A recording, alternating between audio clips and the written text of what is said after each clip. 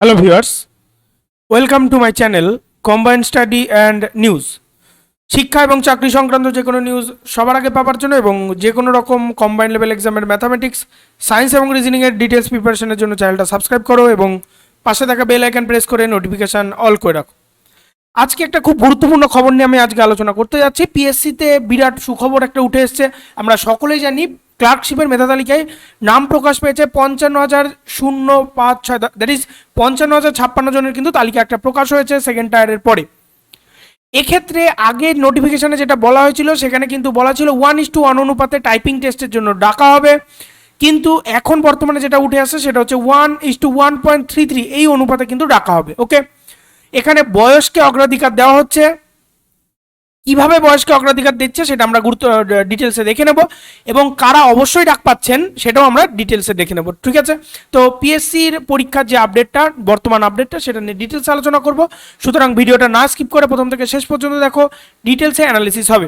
সবার প্রথমে আমি চলে আসি কর্মসংস্থান পেপারে। 9 অক্টোবর কর্মসংস্থান পেপার তোমরা দেখতেই পাচ্ছ। 9 অক্টোবর কর্মসংস্থান পেপারে যে জিনিসটা উঠে এসেছে সেটা নিয়ে আমি আলোচনা করছি। প্রথমে তো দেখে নাও, ক্লার্কশিপ পার্ট 2 মেধা তালিকায় 55,056 জনের নাম ঘোষণা হয়েছে। কারা টাইপিং টেস্টের জন্য ডাক পাবেন দেখে নাও। পশ্চিমবঙ্গ পাবলিক সার্ভিস কমিশনের 2019 সালের ক্লার্কশিপ পরীক্ষার পার্ট 2 পরীক্ষার রিভাইজড তালিকা প্রকাশিত হয়েছে কিন্তু 30শে সেপ্টেম্বর। এই তালিকায় 55,056 অর্থাৎ 55,056 জনের নাম প্রকাশ হয়েছে। তোমরা যদি এখনো না দেখে থাকো অবশ্যই পিএসসির ওয়েবসাইটে ঢুকে পিএসসিতে ঢুকে সবার প্রথমেই কিন্তু এটা পেয়ে যাচ্ছ। প্রত্যেক প্রার্থী পার্ট 1 পার্ট 2 পেপারে পাওয়া নম্বরের গড় করে র্যাঙ্ক অনুযায়ী কিন্তু তালিকা তৈরি করা হয়েছে। যেসব প্রার্থীর গড় নম্বর একই, খুব ভালো করে জায়গাটা লক্ষ্য করো, যে সমস্ত প্রার্থীর গড় নম্বর একই থাকছে তাদের ক্ষেত্রে পার্ট 2 এর প্রাপ্ত নম্বর, পার্ট 2 এর ইংরাজি বিষয়ক নম্বরটা দেখা হবে এবং তারপরেও যদি এক হয়ে যায় বা সেরকম হয় সেক্ষেত্রে কিন্তু বয়সের সিনিয়রিটি হিসাব করে টাইপিং টেস্টের জন্য ডাকা হচ্ছে। মোট শূন্যপদ আছে 7,227টি।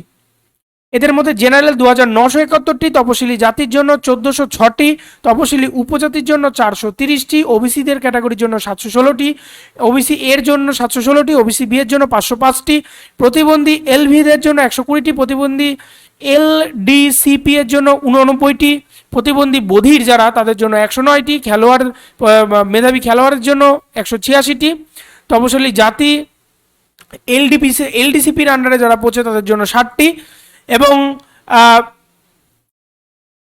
প্রাশক যে ইয়েটা রয়েছে জাতির জন্য রয়েছে 476টি এবং এদের উপজাতির জন্য রয়েছে, এদের ক্ষেত্রে তপশিলি উপজাতির জন্য রয়েছে 159টি। টোটাল মিলে কিন্তু 7,227টি সিট রয়েছে। ওকে, এবার ঘটনা হচ্ছে টাইপিং টেস্টের জন্য কিন্তু সবাইকে একত্রে ডাকা হচ্ছে না। র্যাঙ্ক অনুযায়ী উপর থেকে পরপর প্রার্থীদের কিন্তু ডাকা হবে। যে তালিকা বেরিয়েছিল আগে সেটাতে বলা ছিল কিন্তু 1:1 অনুপাতে ডাকা হচ্ছে।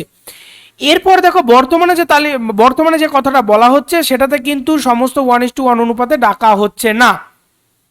ওকে, এক্ষেত্রে যেটাতে ডাকা হচ্ছে সেটা হচ্ছে দেখে নাও, কিন্তু রিভাইজ যে তালিকাটা প্রকাশ হয়েছে তাতে কিন্তু 1:1.33 এই অনুপাতে কিন্তু ডাকা হচ্ছে প্রার্থীদের। ওকে, এখন প্রশ্ন হলো যে কারা টাইপিং টেস্টে ডাক পাবে। খুব ভালো করে লক্ষ্য করো, অন্যদিকে সংরক্ষিত ক্যাটাগরি প্রার্থীদের কিভাবে বা ডাকা হবে।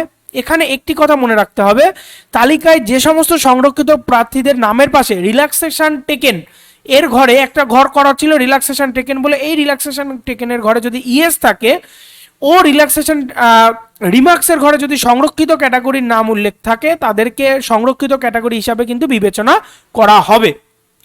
যদি 1:1 অনুপাতে ডাকা হয় তাহলে এক র্যাঙ্ক থেকে 3,000 জনকে প্রার্থীকে জেনারেল ক্যাটাগরির মধ্যে ধরা হচ্ছে হিসাবে, মানে জেনারেল ক্যাটাগরি হিসাবে ডাক পাবেন 1 থেকে 3,000 পর্যন্ত। এই 3,000 প্রার্থীদের মধ্যে রিল্যাক্সেশন নেওয়া প্রার্থীদের রয়েছে মোটামুটি 30 জন। ওই 30 জন ক্যান্ডিডেটকে কিন্তু বাদ দিয়ে ডাকা হবে। অন্যদিকে 1:1.33 অনুপাতে ডাকা হলে এই সংখ্যাটা আরও বেড়ে যাবে। তেমনি সংরক্ষিত ক্যাটাগরির ক্ষেত্রেও যেসব প্রার্থীদের নামের পাশে রিল্যাক্সেশন টেকেনের ঘরে ইএস রয়েছে অথবা রিল্যাক্সেশন রিমার্কসের ঘরে ক্যাটাগরি লেখা রয়েছে তাদের ক্ষেত্রে কিন্তু র্যাঙ্ক প্রথম থেকে ধরা হবে। ওকে, আলাদা করে ধরা হবে। সম্প্রতি পিএসসি চেয়ারপারসন হয়েছে কিন্তু পিয়ালি সেনগুপ্ত, অর্থাৎ এনার আন্ডারে কিন্তু বর্তমানে রিক্রুটমেন্টটা হচ্ছে। তো যে বিষয়টা বর্তমানে উঠে আসছে, খুবই একদম কারেন্ট যে বিষয়টা, সেটা নিয়ে আমি আজকে আলোচনা করলাম। তো এই সম্বন্ধে যদি কারোর এখনো ধোঁয়াশা থাকে বা বুঝতে কোনো সমস্যা হয়, অবশ্যই আমাকে কমেন্ট বক্সে কমেন্ট করো, এবং এই সংক্রান্ত কোনো রকম কোয়ারিজ থাকলে অবশ্যই কমেন্ট বক্সে কমেন্ট করো। আমি সরাসরি প্রুফ সহ তার উত্তরগুলো দিয়ে দেবো, এবং তোমাদের যে কোনো কোয়ারিজ আমি পূরণ করে দেবো।